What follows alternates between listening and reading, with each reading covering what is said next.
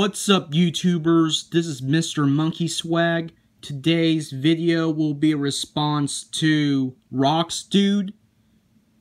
So the first coin that I'm showing you guys is a Proof Libertad.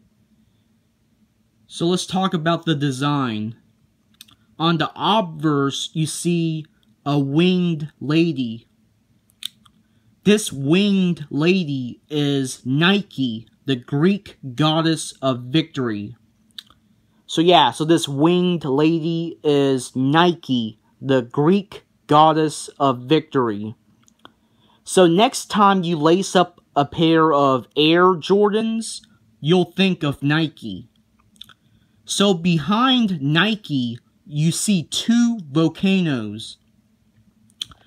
According to an Aztec legend, these two volcanoes contain the souls of an Aztec warrior and his wife.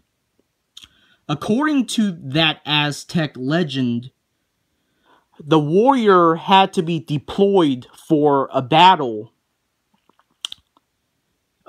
He promised his wife that he would return home alive. However, years and years passed and the warrior still did not return home. So this led his wife to believe that the warrior was killed in battle, and his wife died of grief. When the warrior finally returned home to his village, he learned that his wife died of grief.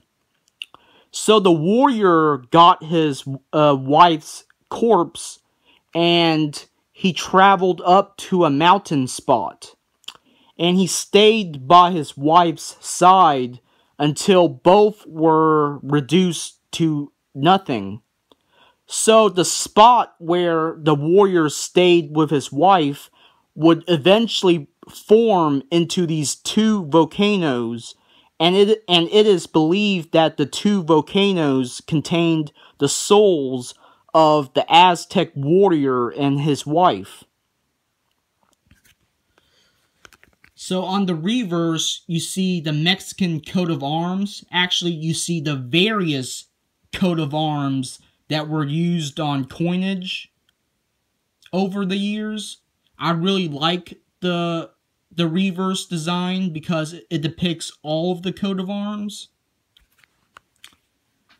So, for the most part, all of the Libertad coins depict the Greek goddess Nike. However, there were a few modifications to the Libertad design over the years. So, the Libertads had two different designs.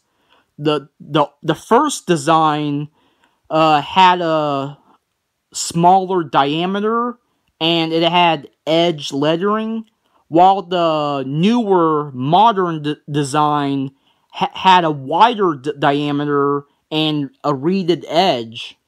However, both of the Libertad designs both depict the Greek goddess Nike. So the Libertad is a very interesting coin because the Mexican Mint produced the Libertad in various sizes. So the smallest size of Libertad is 1/20th of an ounce, while the largest Libertad is a kilo. On to the next coin. What you see right here is a 1968 25 peso that commemorates the 1968 Olympics that were held in Mexico. So on the obverse, obviously you see the Olympic symbol. You see these rings. This is the symbol of the Olympics. And the Olympics were held in Mexico City in 1968. So let's talk about the guy on the coin. So the guy on the coin is a Mesoamerican ball player. So you can say the Mesoamerican ball game is an ancient version of basketball. However, unlike basketball, you don't shoot the ball with your hands. Instead, instead in the Mesoamerican ball game, you use your hips to launch the ball into the hoop.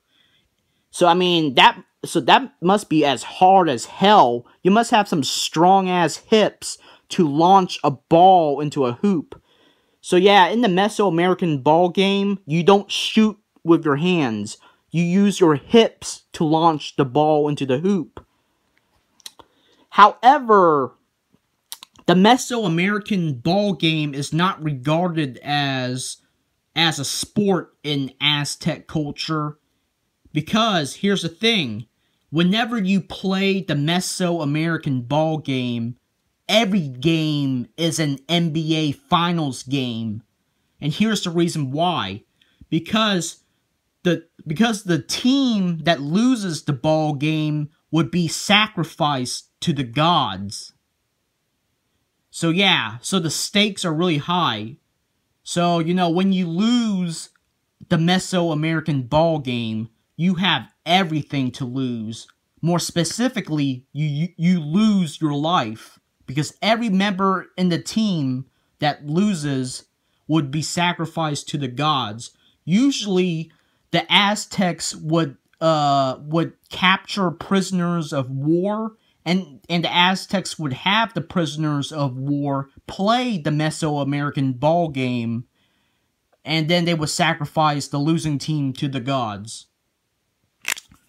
So on the reverse, you see the coat of arms of Mexico, which is the eagle eating the rattlesnake.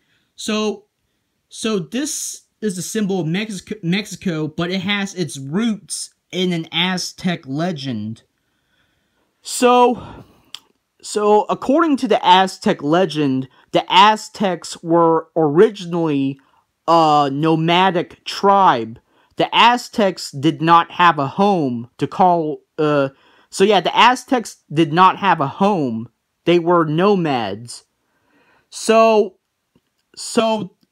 according to the legend, the sun god appeared to the Aztecs, and the sun god stated that the Aztecs must build a city in a spot where an eagle eats a rattlesnake.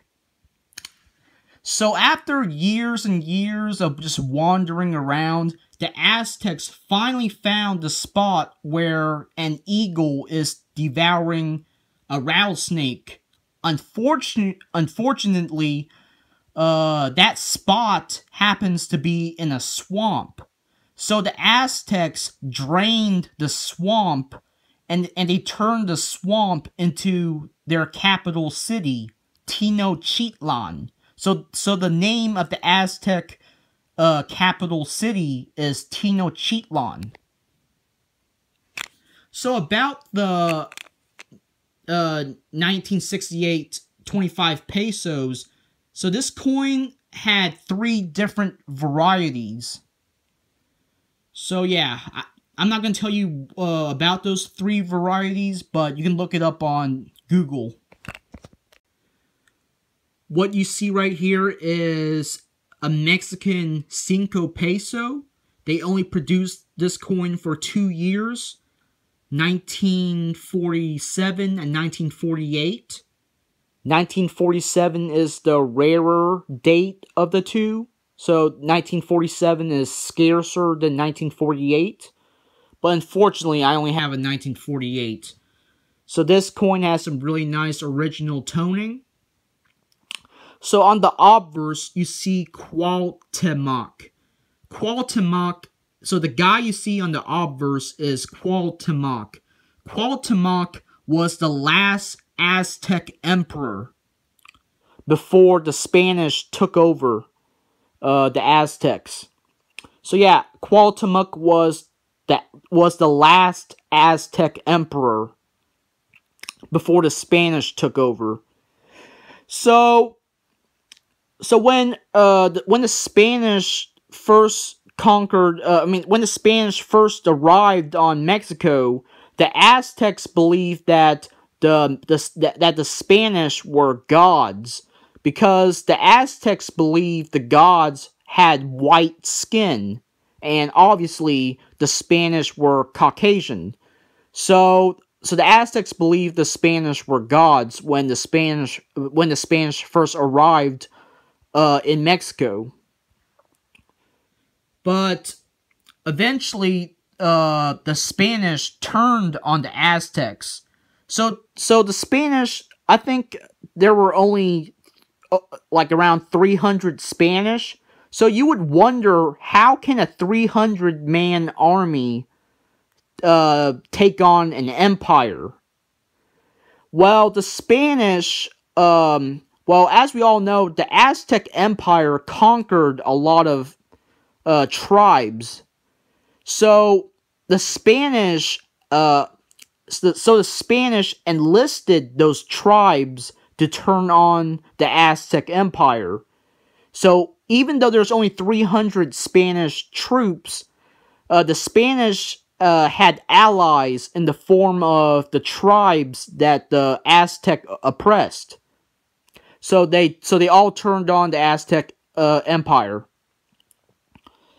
So the emperor, Cuauhtemoc, the Aztec emperor, was held captive, and eventually he was executed. And here's the reverse. Just as usual, you see the usual suspect, the eagle eating the rattlesnake. So, this is the last coin that I'll be showing you guys today.